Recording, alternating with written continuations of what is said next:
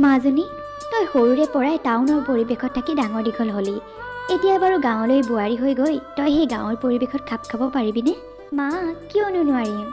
আমি আচলতে যিটো পৰিৱেশতে থাকোঁ সেই পৰিৱেশটোক যদি মনৰ পৰা আপোন কৰি ল'ব পাৰোঁ, তেনেহ'লে সেই জেগাডোখৰ লগত খাপ খাই পৰিবলৈ আমাৰ একো অসুবিধা নহয়। মই সকলো চম্ভালি ল'ব পাৰিম মা, আৰু মোৰ শাহু মাতো আছেই। মই যদি কিবা নোৱাৰা কাম থাকে তেওঁৰ পৰা শিকি ল'ম। এয়া হৈছে মেঘা আৰু তাইৰ মাক।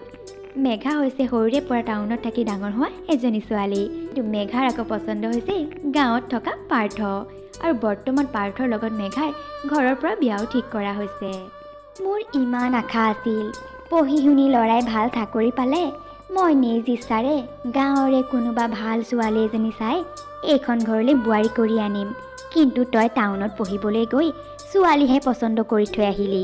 এতিয়া মই ভবা ধৰণেৰে পঢ়া শুনা কৰি চাকৰি পালি সঁচা, কিন্তু বোৱাৰীজনীহে মই মোৰ পচন্দ মতে আনিবলৈ নাপালোঁ।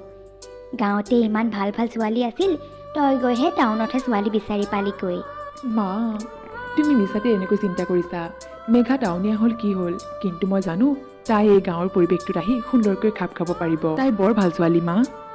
তুমিচোন তাইক লগ পাইছাই, শুনি চাই তাইৰ কথা বতৰা কিমান সুন্দৰ। তাৰ পিছতো এনেকৈ চিন্তা কৰিছানে? হ'ব, এদিন লগ পালে মানুহ চিনিব পৰা নাযায়। আৰু মই জানো নহয় টাউনীয়া ছোৱালীবিলাকৰ কথা। গুৰু গোসাঁই একো এটা নামানে, নাজানো আৰু গাঁৱলৈ বোৱাৰী হৈ আহি মোৰ নাকটোহে কাটিব মানুহৰ আগত। এয়া হৈছে পাৰ্থ আৰু তাৰ মাক। পাৰ্থৰ মাকৰ মেঘাক এইখন ঘৰলৈ বোৱাৰী কৰি আনিবলৈ অকণমানো মন নাছিল, কিন্তু পুতেকৰ কথা পেলাব নোৱাৰিহে মেঘাক এইখন ঘৰৰ বোৱাৰী কৰিবলৈ তেওঁ মান্তি হৈছে। তেওঁৰ ইচ্ছা আছিল গাঁৱৰ এই কোনোবা ছোৱালী এগৰাকীক তেওঁ নিজৰ বোৱাৰী কৰিব, কিন্তু এতিয়া পুতেকে টাউনতে ছোৱালী পচন্দ কৰিলে। গতিকে উপায়হীন হৈ মাকেও বিয়াৰ বাবে পাৰ্থ আৰু মেঘা কলেজৰ সময়ৰ পৰা টাউনত একেলগে পঢ়িছিল। তেতিয়াই দুয়োৰে চিনাকি হৈ দুয়োৰে মাজত প্ৰেম হ'ল, আৰু এতিয়া তাহাঁতৰ বিয়া। আৰু কিছুদিনৰ পিছতে পাৰ্থ আৰু মেঘাৰ বিয়াখন হৈ গ'ল। মেঘা বোৱাৰী হৈ পাৰ্থহঁতৰ ঘৰলৈ আহিল। বিয়া হৈ আহিয়ে মেঘাই গাঁৱৰ ঘৰখনত সকলোবিলাক কাম শিকিবলৈ চেষ্টা কৰিলে, জুইত ভাত বনোৱাৰ পৰা আদি কৰি গোহালি চফা কৰালৈকে। কিন্তু তথাপিও শাহুৱেকৰ চিন্তা হ'ল, ল'ৰাৰ পচন্দ মতে টাউনীয়া বোৱাৰী আনি ঘৰ সোমোৱালোহি। এতিয়া টাউনীয়া বোৱাৰীয়ে কি ৰং ৰূপ দেখাব আৰু। মোৰ চিন্তাহে লাগিছে। এই টাউনীয়া ছোৱালীবিলাকৰ ওপৰত মোৰ অকণমানো বিশ্বাস নাই। ভাবিছিলোঁ গাঁৱৰে কোনোবা সাদৰী ছোৱালী এজনী মই বোৱাৰী কৰি আনিম। সপোনটোতো পূৰ নহ'লেই, এতিয়া চহৰীয়া বোৱাৰীয়ে কি কৰে কৰিব আৰু ঘৰত। তেনেকুৱাতে শাহুৱেকৰ ওচৰলৈ মেঘা আহিল, আৰু আহিয়ে তাই শাহুৱেকক ক'লেহি, মা ব'লক, মই ভাত পানী বনাই চব ৰেডি কৰিলোঁ। আপুনি ডাইনিঙলৈ গ'লেই মই ভাতকেইটা বাঢ়িব পাৰিম। বোৱাৰী, ভাত বনাই হ'লেই নে? তুমি ভাত বনাই আছা বুলি মই গমেই নাপাওঁ ৰুমত সোমাই থাকোঁতে। পিছে তুমি ভাত বনাবলৈ জানা জানো? কেনেকৈ কি ৰান্ধিলা? বোৱাৰীয়েকে ভাত খাবলৈ মতা শুনি শাহুৱেকে আচৰিত হৈ এনেকৈ সুধিলে, মা, মই ইমান ভালকৈ ভাত পানী বনাব নাজানো। ঘৰত তেনেকৈ বনোৱাই নাছিলোঁ নহয়। আমাৰ মায়েহে চব বনায়। কিন্তু মোক পাৰ্থই এদিন কৈছিলে যে আপুনি অসমীয়া থলুৱা খাদ্য খাই বৰ ভাল পায়।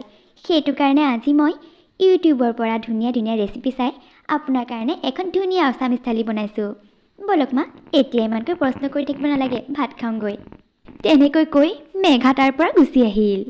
শাহুৱেকে মেঘাৰ কথা শুনি একেবাৰে আচৰিত হ'ল। এই ভগৱান, ক'ৰ পৰা চাই বনাইছোঁ বুলি ক'লে মই ভালকৈ বুজিয়ে নাপালোঁ। কি বনাইছে আৰু বোৱাৰীয়ে, আজি ভাত খাবা আৰু। তেনেকৈ বুলি ভাবি শাহুৱেক ডাইনিং টেবুল পালেগৈ, আৰু গৈয়ে দেখিলে যে বোৱাৰীয়েকে সুন্দৰকৈ কাঁহী সজাই থৈছে। তাৰ পাছতে তেওঁ ভাত খোৱাত লাগিল। ভাতকেইটা খাই শাহুৱেকে ইমান বেছি বেয়া নাপালে, কিন্তু ইমান বেছি ভালো নাপালে। তেনেকুৱাতে গাঁৱৰ ওচৰৰে মহিলা দুগৰাকী মেঘাক চাবলৈ তেওঁলোকৰ ঘৰলৈ আহিল। বোৱাৰী কিন্তু ৰঙে ৰূপে বৰ ধুনীয়া দেই, পাৰ্থৰ লগত বৰ ধুনীয়াকৈ মিলিছে। ঘৰৰ ওচৰৰ মানুহবিলাকে মেঘাক চাবলৈ আহি সকলোৱে মেঘাৰ প্ৰশংসা কৰিছিল। মাত্ৰ তাই শাহুৱেকৰহে মেঘাক ইমান বেছি পচন্দ হোৱা নাছিল। তেনেকৈয়ে দুদিনমান পাৰ হৈ গ'ল। তাৰ পাছতে এদিন আহি পাৰ্থই মেঘাক ক'লে, আচ্ছা মেঘা, কোম্পানীৰ ফালৰ পৰা মোক এসপ্তাহৰ কাৰণে অসমৰ বাহিৰলৈ পঠিয়াইছে, আৰু মই কাইলৈকে যাব লাগিব। তুমি মোৰ পেকিংখিনি কৰি দিবা। এসপ্তাহৰ কাৰণে যাবা? ঠিক আছে বাৰু দিয়া, মই পেকিংখিনি কৰি দিওঁ তোমাৰ। সেইদিনাখনেই অলপ দেৰিৰ পিছত ওচৰৰ মহিলা এগৰাকী পুনৰ মেঘাহঁতৰ ঘৰলৈ আহিল। পাৰ্থৰ মাক, চহৰীয়া বোৱাৰী পিছে কেনেকুৱা পাইছা? কেনেকুৱানো পাবা আৰু, পাইছোঁ আৰু। মোৰ যে বৰ আশা আছিল গম পোৱানে, গাঁৱৰে সাদৰী ছোৱালীজনী বোৱাৰী কৰি আনিবলৈ। গাঁৱৰে বোৱাৰীজনী অনাহেঁতেন ইমান সুন্দৰকৈ মোৰ ঘৰখন চম্ভালিলেহেঁতেন।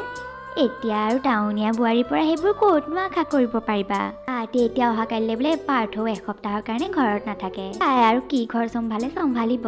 মেঘাই ঘৰখন চম্ভালিবলৈ যিমানে চেষ্টা নকৰক কিয়, শাহুৱেকৰ এটাই কথা, টাউনীয়া বোৱাৰীয়ে ক'তনো ঘৰ চম্ভালিব পাৰিব। তাৰ পিছদিনাখনেই পাৰ্থ ওলাই গ'ল ঘৰৰ পৰা এসপ্তাহৰ কাৰণে। আৰু পাৰ্থ যোৱাৰ পিছদিনাখনেই হঠাতে পাৰ্থৰ মাকৰ গাটো বেয়া হ'বলৈ আৰম্ভ কৰিলে। আৰু শাহুৱেকৰ গা বেয়া কৰা দেখি মেঘাই অকলেই শাহুৱেকক গাঁৱৰ ওচৰৰে চহৰখনৰ হস্পিটেললৈ লৈ গ'ল। ডক্টৰে কিছুমান চেকআপ কৰাৰ পিছত মেঘাক আহি ক'লে, চিন্তা কৰিবলগীয়া একো নাই, আপুনি এখেতক এতিয়াই ঘৰলৈ লৈ যাব পাৰিব। আচলতে এইকেইদিন গৰমটো বহুত বেছি পৰিলে যে, সেইটো কাৰণে মানুহবিলাকৰ এনেকুৱা অসুখ হৈছে। মই মেডিচিন লিখি দিছোঁ, সেইখিনি খোৱালে এখেতে ভাল পাই যাব। আপুনি এতিয়া মেডিচিনখিনিৰ সৈতে এখেতক ঘৰলৈকে লৈ যাওক। তাৰ পাছতে মেঘাই শাহুৱেকক ঘৰলৈকে লৈ আহিল। বেমাৰত পৰিলত শাহুৱেকৰ আৰু চিন্তা বাঢ়িল, কাৰণ ঘৰত পাৰ্থও নাই। এতিয়া তেখেতো বিচনাত পৰি আছে, গতিকে টাউনীয়া বোৱাৰীয়ে ঘৰৰ কি অৱস্থা কৰে কৰিব আৰু। তেওঁৰ মাত্ৰ সেইটোৱে চিন্তা। মা, আপুনি একোৱেই চিন্তা নকৰিব, মই ঘৰখন সুন্দৰকৈ চম্ভালিব পাৰিম। মই জানো আপুনি বিচনাত শুই শুই সেইটোকে চিন্তা কৰি আছে যে মই ঘৰখন চম্ভালিব পাৰিম নে নোৱাৰিম। ইফালে পাৰ্থও ঘৰত নাই। কিন্তু মা, আপুনি একেবাৰে নিশ্চিন্ত হৈ পিনে আৰাম কৰক। মই থাকোঁতে আপুনি একো চিন্তা কৰিব নালাগে। তেনেকৈ কৈয়ে মেঘাই নিজৰ কামত লাগিলগৈ। অতি কম দিনৰ ভিতৰতে মেঘাই জুইত ভাত বনোৱাৰ পৰা আদি কৰি গাঁৱৰ ঘৰত কৰিবলগীয়া সকলো কামেই সুন্দৰকৈ শিকি পেলালে। আৰু এতিয়া গিৰিয়েক নথকাৰ অৱস্থাতো শাহুৱেক বিচনাত পৰি থাকিলত তাই সুন্দৰকৈ ঘৰখন চলাই নিব পাৰিলে। দুদিনমানৰ পাছত শাহুৱেকৰ গাটো অকণমান ভাল পালে। শাহুৱেকক চাবলৈ ওচৰৰে মহিলাগৰাকী পুনৰ তেওঁলোকৰ ঘৰলৈ আহিল। দেখিলা পাৰ্থৰ মাক, তুমিহে টাউনীয়া বোৱাৰীয়ে ঘৰ চম্ভালিব নোৱাৰিব, ঘৰৰ কাম কৰিব নোৱাৰিব বুলি চিন্তা কৰি আছিলা। এতিয়া তুমি বেমাৰত পৰি থাকিলেতো তোমাৰ টাউনীয়া বোৱাৰীয়ে ইমান সুন্দৰকৈ এইকেইদিন ঘৰখন চলাই আছে। মই দেখিছোঁ নহয়, তাই ঘৰত কৰিবলগীয়া সকলো কামেই কৰিছে, জুইত ভাত বনোৱাৰ পৰা আদি কৰি গোহালি চফা কৰালৈকে। তুমি মিছাকেই ইমানকৈ চিন্তা কৰি আছিলা। গাঁৱৰ হাদৰী বোৱাৰী নাপালা কি হ'ল, টাউনৰে হাদৰী বোৱাৰী পালা দিয়া। তেওঁৰ কথা শুনি পাৰ্থৰ মাকেও কথাটো চিন্তা কৰি পালে যে সঁচাকৈয়ে অকলে মেঘাই এইকেইদিন গোটেই ঘৰখন চম্ভালি আছে। আচলতে তেওঁৰ ধাৰণা ভুল আছিল যে চহৰীয়া বোৱাৰী হ'লে ঘৰখন ভালকৈ চম্ভালিব নোৱাৰিব বুলি। কিন্তু মেঘা চহৰীয়া হৈও অতি কম দিনৰ ভিতৰতে তাই সুন্দৰকৈ গোটেই পৰিৱেশটোক আপোন কৰি লৈছে। আৰু তাৰ পাছতেই বোৱাৰীয়েকক মাতি আনি শাহুৱেকে ক'লেহি, মেঘা, তুমি মোৰ ধাৰণাক ভুল বুলি প্ৰমাণ কৰি দিলা। মই মনতে আগৰ পৰা এটা ধাৰণা লৈ আছিলোঁ যে টাউনীয়া বোৱাৰী আহিলে মোৰ ঘৰখন ভালকৈ চম্ভালিব নোৱাৰিব। সেইকাৰণে মই সদায় ভাবোঁ যে গাঁৱৰ মই কোনোবা সাদৰী বোৱাৰী এজনী আনিম। কিন্তু মেঘা, তুমি টাউনৰ পৰা আহিও ইমান সুন্দৰকৈ গাঁৱৰ পৰিৱেশৰ সকলো কাম কাজ শিকি পেলাইছা আৰু আমাৰ ঘৰখনো সুন্দৰকৈ চলাই নিব পাৰিছা। এইবোৰ দেখি মোৰ বৰ ভাল লাগিছে মেঘা। এতিয়াহে মোৰ মনৰ ধাৰণাটো সলনি হ'ল। এইবোৰ দেখি মোৰ বৰ ভাল লাগিছে মেঘা, আৰু লগতে মোৰ মনৰ ধাৰণাও সলনি হ'ল। মা, আপুনি যে মই ঘৰখন চম্ভালিব পাৰিছোঁ বুলি ভাবিছে, সেইটোৱে মোৰ কাৰণে আটাইতকৈ ডাঙৰ সুখৰ কথা। মা, মই আপোনাক কথা দিছোঁ, আপুনি ভবাৰ ধৰণে মই সকলোবিলাক কাম কৰিবলৈ চেষ্টা কৰিম আৰু মোৰ এই ঘৰখনক মই সুন্দৰকৈ চলাই নিবলৈ চেষ্টা কৰিম। তাৰ পিছতে শাহুৱেকে চহৰীয়া বোৱাৰীয়েকৰ লগত দিনবোৰ সুন্দৰকৈ পাৰ কৰিবলৈ আৰম্ভ কৰিলে। তেনেহ'লে আমাৰ ভিডিঅ'টো কৰিছোঁ ইয়াতে শেষ। যদিহে আপোনালোকৰ ভিডিঅ'টো ভাল লাগিলে তেন্তে প্লিজ ভিডিঅ'টো লাইক, কমেণ্ট আৰু শ্বেয়াৰ কৰি দিব। আৰু যদিহে আপোনালোক আমাৰ চেনেলটোত নতুন তেন্তে প্লিজ আমাৰ চেনেলটো ছাবস্ক্ৰাইব কৰি ছাইডত থকা বেল আইকনটো প্ৰেছ কৰি অল কৰি দিব, যাতে আমাৰ আহিব লগা ভিডিঅ'সমূহৰ ন'টিফিকেশ্যন আপোনালোকৰ মোবাইললৈ আহে। তেন্তে আজিলৈ আহিছোঁ, লগ পাম পুনৰ নতুন নতুন ভিডিঅ'ৰ সৈতে। তেতিয়ালৈকে বাই বাই।